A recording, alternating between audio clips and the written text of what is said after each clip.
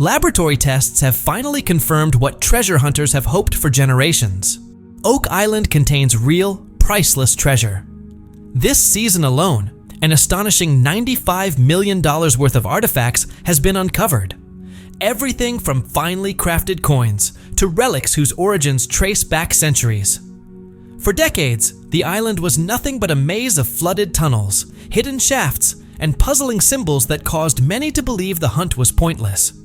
Yet through persistence, innovation, and careful excavation, speculation has turned into unmistakable evidence. These discoveries aren't just about gold or silver. They form a direct link to the past, pointing to civilizations and possibly even secret societies that once used the island as a covert stronghold. Every artifact unearthed tells a story. Some hint at medieval European origins, others suggest far-reaching trade routes, and a few appear connected to legendary figures whose histories have long been surrounded by mystery. With laboratory confirmation in hand, historians, treasure hunters, and curious onlookers are now re-evaluating every theory ever proposed about Oak Island. The implications are enormous. Not only does this validate decades of searching, but it also suggests even greater discoveries may lie deeper beneath the surface. At last, Oak Island has proven itself to be more than folklore. It is a genuine treasure trove waiting to be fully revealed. If you love unraveling real-world mysteries buried beneath centuries of legend, be sure to like and subscribe. The story begins with a strange flicker on an anonymous web forum, an instantly deleted post claiming to show snapshots of a classified Nova Scotia Geological Lab report, a report that allegedly confirms something debated for more than 200 years. The document describes traces of gold found in core samples drilled from Oak Island's Shaft 9. But this wasn't ordinary gold. It carried a purity signature associated with the Templar era, a medieval fingerprint once believed to be lost forever. Within hours, the screenshots spread rapidly. Insiders claimed the samples had secretly been submitted months earlier by Rick Lagina's team, disguised under false identifiers to prevent interference or tampering. There were no logos or names attached, only coordinates, weights, and soil density readings.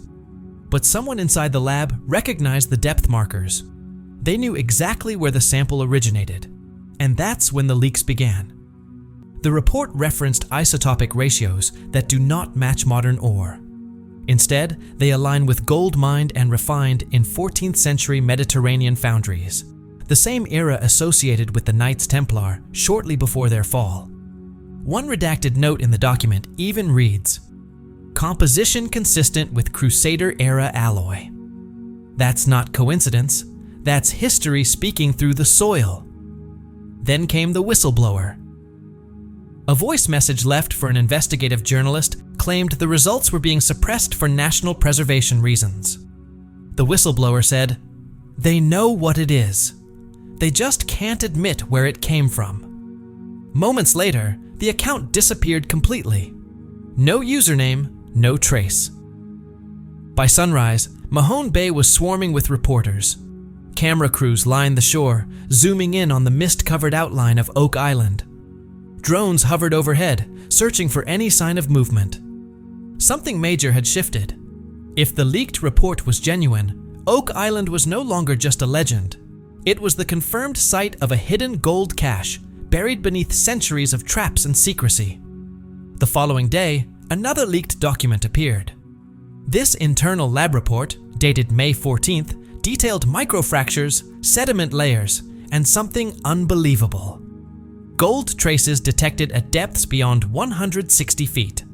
Spectrometry readings showed an alloy identical to Venetian trade gold from the late Crusades, an impossible match unless the gold had been deliberately placed there.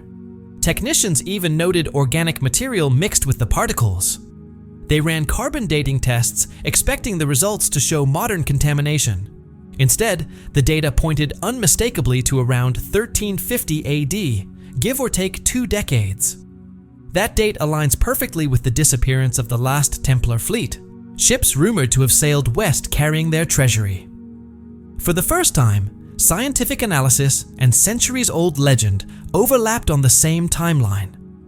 One page of the report even included a chilling statement printed in bold. Origin, non-geological human intention confirmed.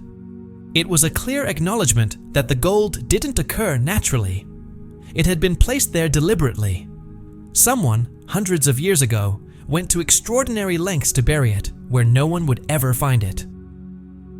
Then came another revelation. Metallurgists studying the samples noticed the gold's elemental structure was unusually stable, showing almost no oxidation despite being underground for centuries. That could only mean one thing. The gold had been sealed or encased in some kind of engineered container. This wasn't random gold dust. It was stored treasure, protected with purpose. As the leaked information spread, the Lagina team made no official comments. Yet Oak Island's usually quiet shoreline suddenly came alive again. Under thick fog and increased security, trucks arrived overnight, carrying industrial equipment and scaffolding. Drone footage captured newly reinforced platforms rising near the garden shaft, the same area believed to connect to ancient flood tunnels. Witnesses reported that Rick and Marty returned to the island without the usual media entourage. No production trailers, no published filming schedule, just a small, tightly controlled crew. One team member was overheard saying, "They're not filming this part. Whatever they're doing, it's for confirmation." An unmarked helicopter was also spotted circling low over the site before veering off toward the mainland. No one could identify its registration. Later that night, several boats were seen transporting sealed wooden crates away from the island, covered in tarps, headed toward an unknown warehouse on the southern coast. Locals said the Lagina brothers stopped responding to messages, and even their closest advisors refused interviews, citing newly extended non-disclosure agreements. The only public comment came from Marty Lagina during a brief, unexpected encounter with reporters at a Lunenburg dockyard. He didn't deny the leak, nor did he confirm it. He simply said, "We're not looking for legends anymore. We're validating history." Those 6 words ignited the internet. By that point, satellite images showed heavy machinery digging deeper than ever before, while security teams blocked all civilian access to the island. Fishermen in Mahone Bay claimed to see bright floodlights burning through the night, illuminating cranes and tunnel rigs that hadn't been active for years. It was clear that preparations were underway for a major recovery, one the public wasn't meant to witness. Inside the island's command tent, ground sensors began registering metallic interference near the lower shafts. The readings were inconsistent but unmistakable. Something dense, metallic, and uniform lay deep beneath the clay. Engineers concluded it wasn't a single object, but a cluster, multiple items arranged in a deliberate pattern, possibly chests or reinforced containers. Tension among the crew was intense. Many had spent over a decade chasing theories and dead ends, but the atmosphere now felt different, charged with the realization that the treasure might finally be real. A camera operator later described the moment in a private chat that eventually leaked online. When the scanner pinged, everyone froze. It didn't feel like a show anymore. It felt like we were trespassing. Meanwhile, on the mainland, rumors spread quickly. Some insiders whispered that the Laginas were now being monitored by government agencies. The lab's confirmation of Templar-era isotopes reportedly drew the attention of Canadian heritage authorities and even cultural ministries in Europe.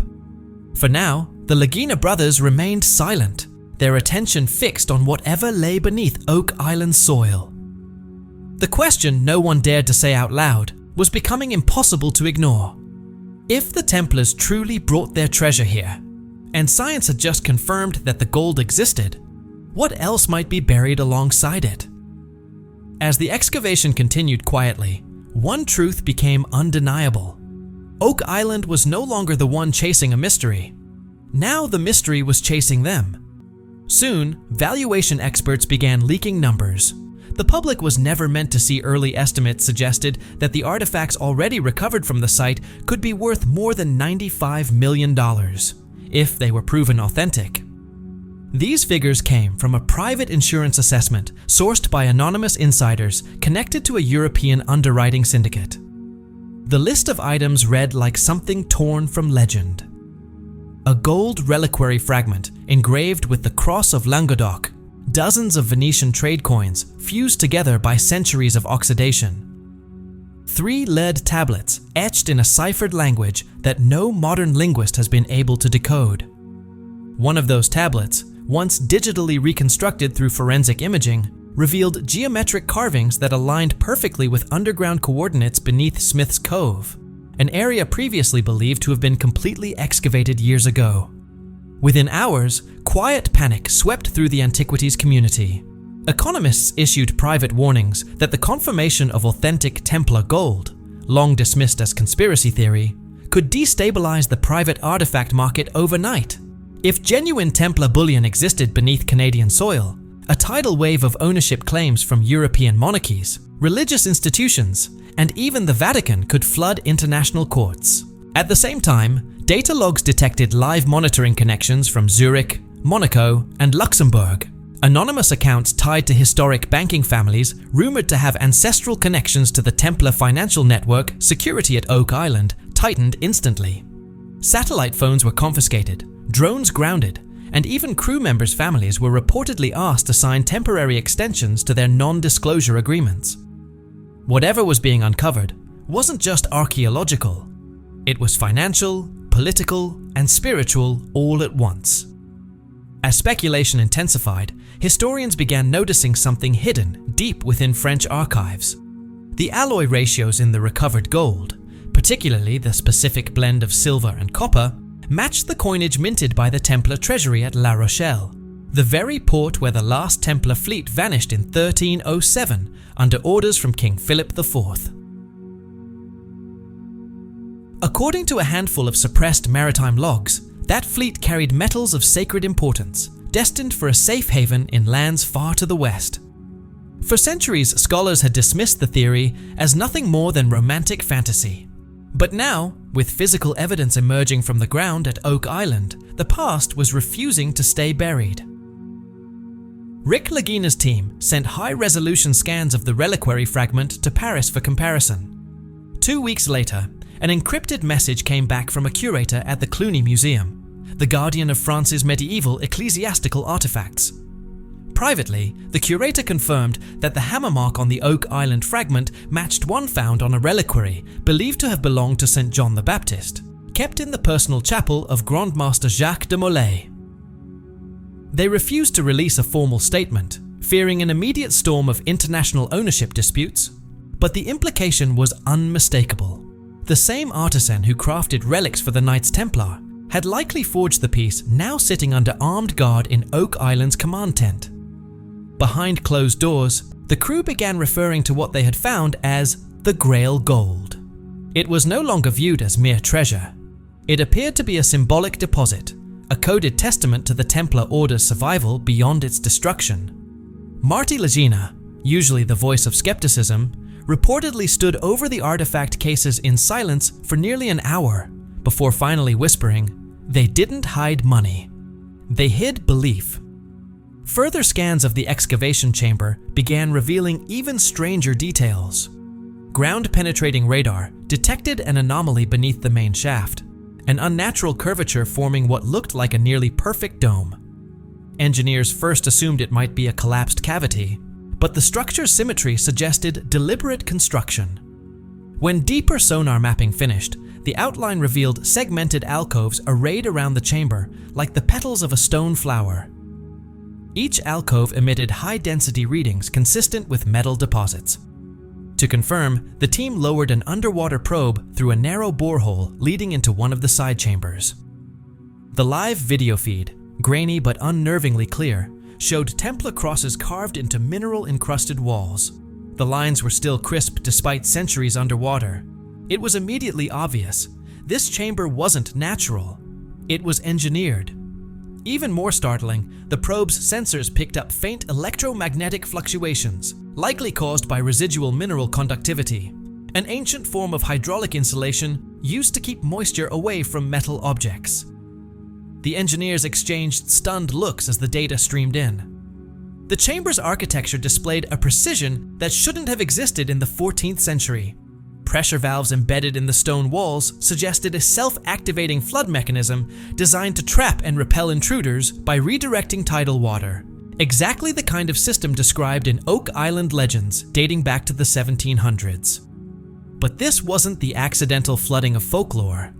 It was intentional hydraulic engineering, a trap built to guard something sacred. As cameras recorded the moment, Rick's voice wavered with a mix of awe and unease.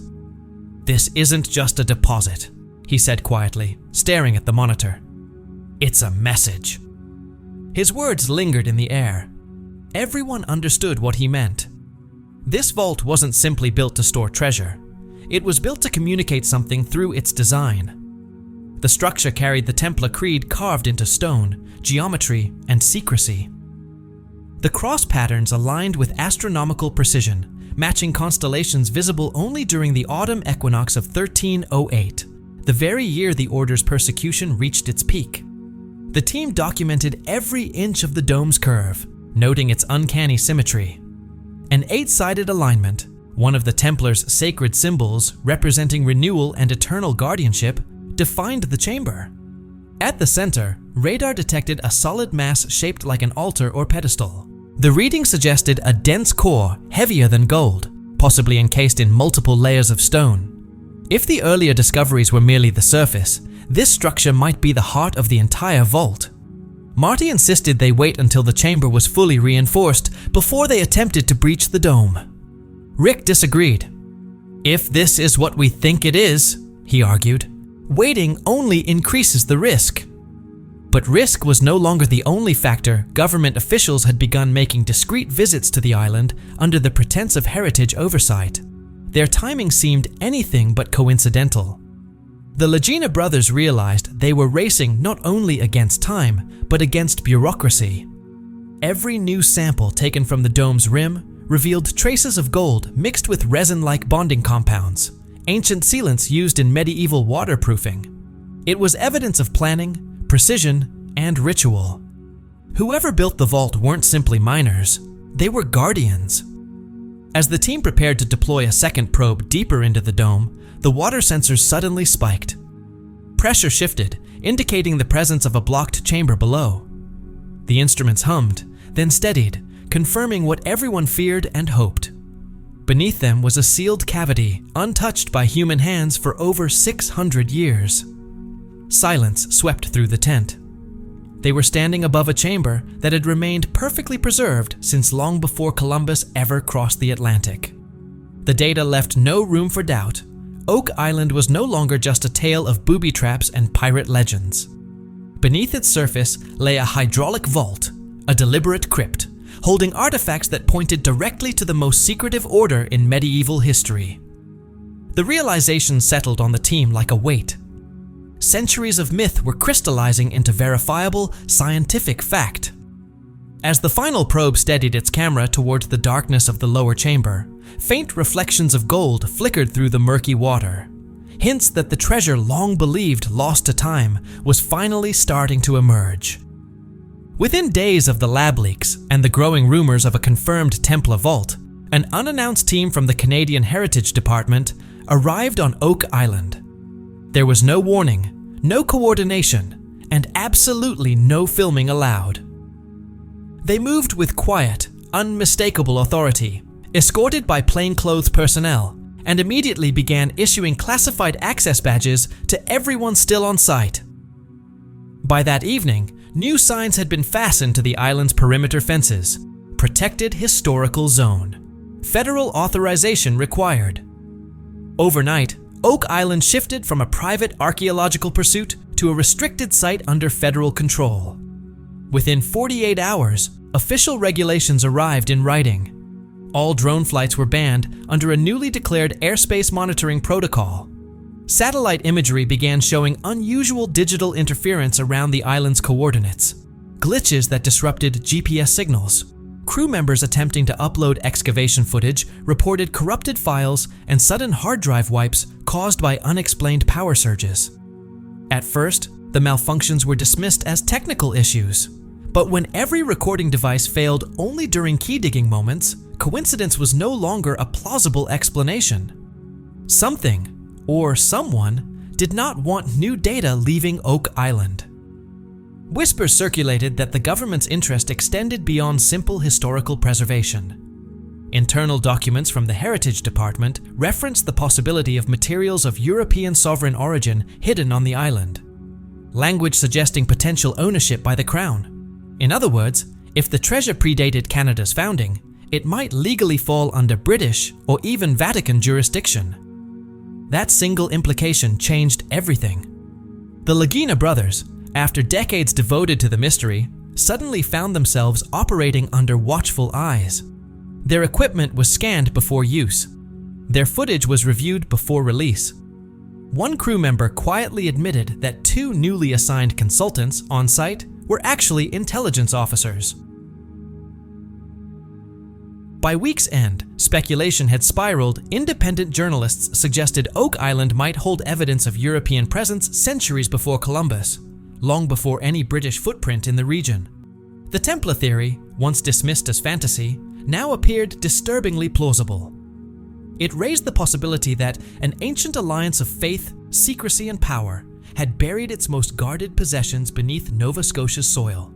With pressure building and government oversight tightening, a counter-effort quietly emerged overseas. Anonymous benefactors arranged for an independent European laboratory to re-examine preserved core samples taken from Oak Island months before the lockdown. The lab, located in Basel and contracted through a Zurich collector, conducted isotope analysis in total secrecy. The findings were absolute.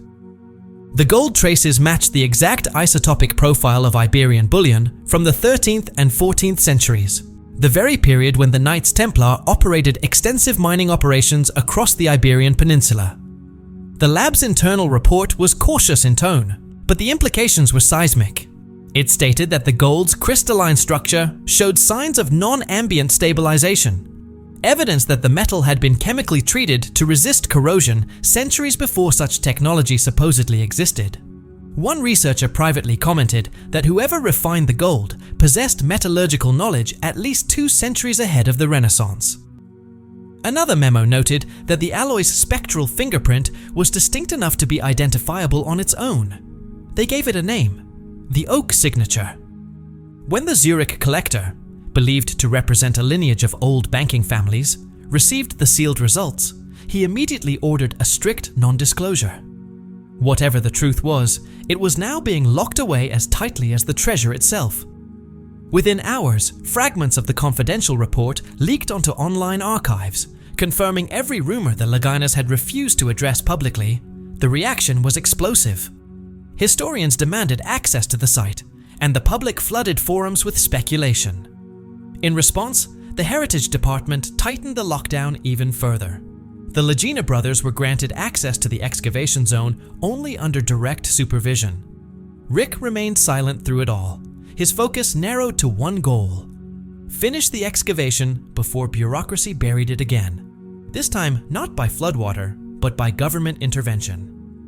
Under dim, restricted lighting, the team pushed deeper into the excavation.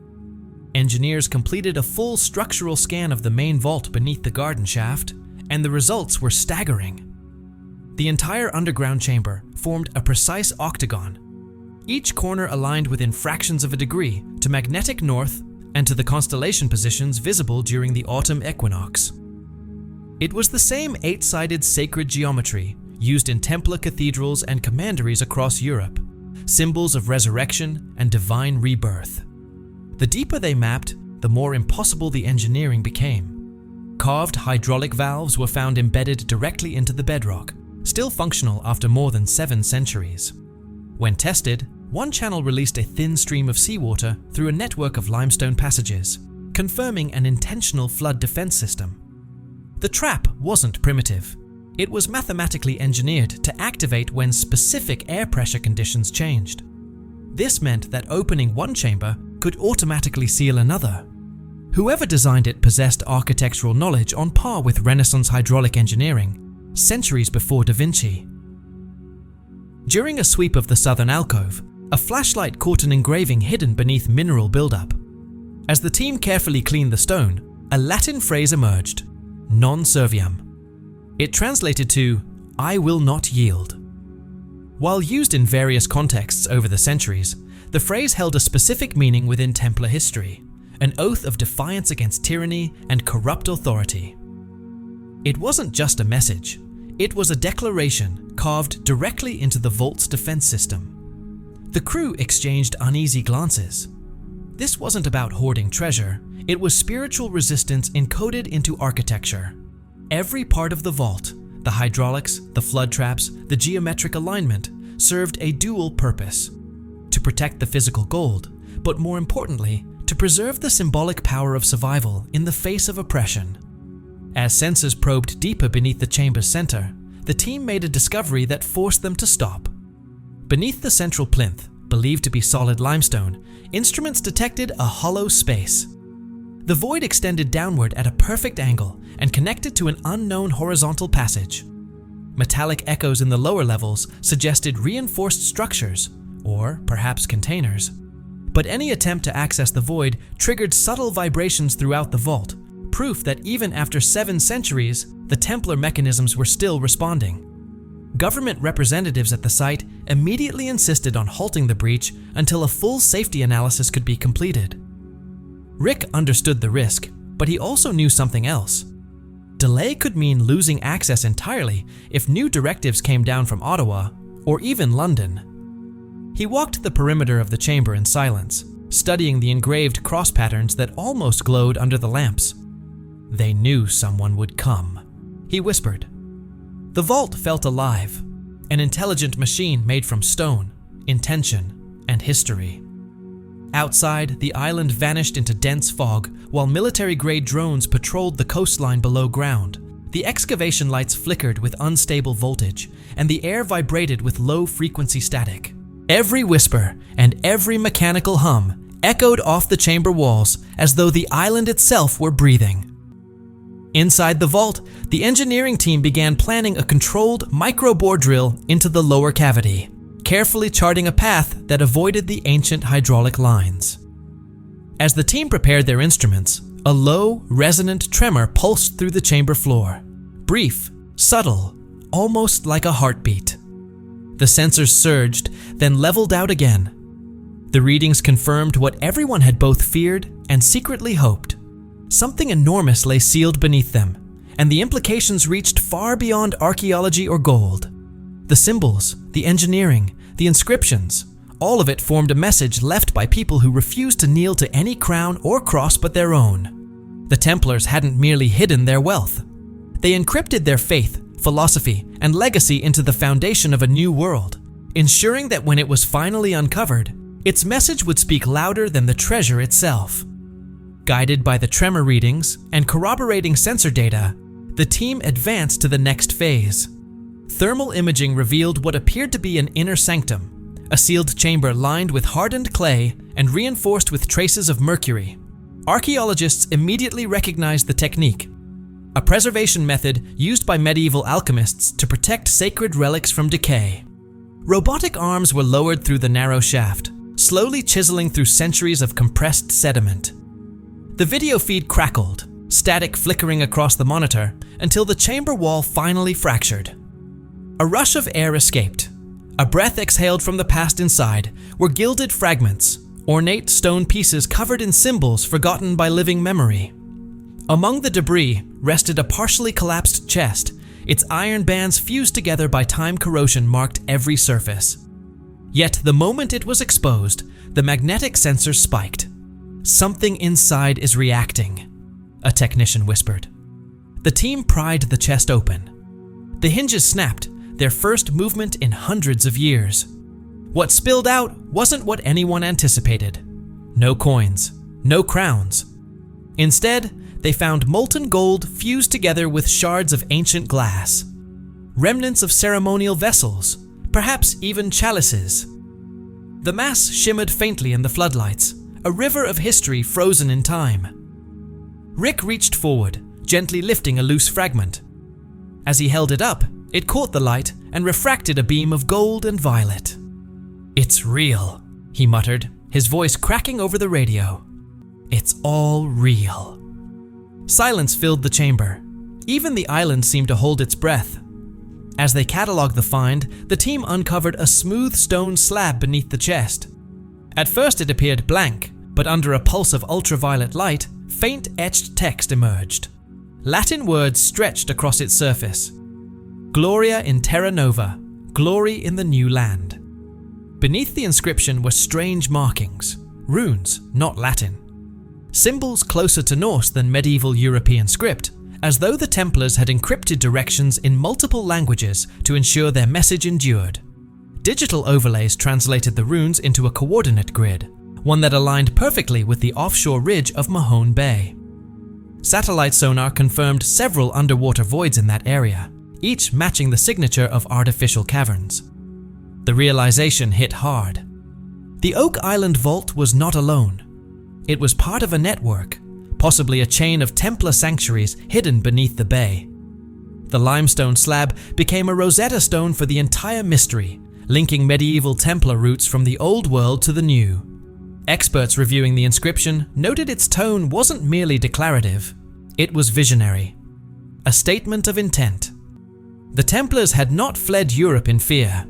They had consecrated a new sphere of influence. A prophecy, one translator whispered off the record. A message meant for the ones who would rediscover them. Long after the crew left for the night, Rick remained in the chamber, tracing each carved letter with his thumb. They weren't hiding treasure, he murmured. They were building a legacy. Then, overnight, everything changed. Global media erupted with headlines that sounded too unbelievable to be real. Templar gold, confirmed by Oak Island lab tests. $95.2 million in artifacts authenticated. The verification came not from a single lab, but from an unprecedented coalition of experts across Europe and North America. Metallurgists, historians, and religious authorities begin confirming the findings piece by piece, each new analysis reinforcing what once seemed impossible. Tests on the fused gold reveal isotopic signatures identical to the treasury bullion once stored in the Templar stronghold at La Rochelle. Tiny embedded deposits of quartz glass match the craftsmanship of 14th century French reliquaries, and organic residue on the vessel fragments carbon dates precisely to the era of the Templar suppression. When the full inventory is tallied, the valuation reaches an astonishing $95.2 million in verified medieval artifacts, one of the most significant authenticated Templar-era discoveries ever found in North America.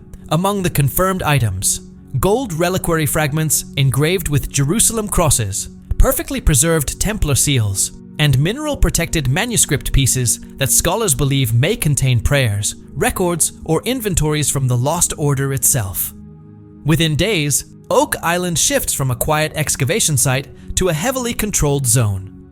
The Canadian government issues Heritage Containment Order 327B, sealing the island indefinitely. Armed security begins patrolling the perimeter, and civilian drone flights are banned for a 10-kilometer radius. The Lagina brothers comply with the restrictions, but privately, they're still struggling to comprehend the magnitude of what they've uncovered. One evening, Rick stands at the edge of Mahone Bay as the sun sinks behind the horizon. In his hand is the same fragment he first lifted from the underground chamber. When the fading light strikes the gold, it scatters across the water like sparks drifting over the waves. The mystery never ended, he murmurs, more to himself than anyone else. It just waited. Behind him, floodlights hum softly over the sealed excavation area, quiet, heavily guarded, and watched from above. Somewhere beneath those dark tidal currents, deeper chambers remain untouched, marked by coordinates carved into stone centuries ago by men who vanished from history. And though the world now knows the Oak Island gold is genuine, one question still lies buried beneath the bedrock: why it was placed there, and what message the Templars intended for those who would one day uncover it.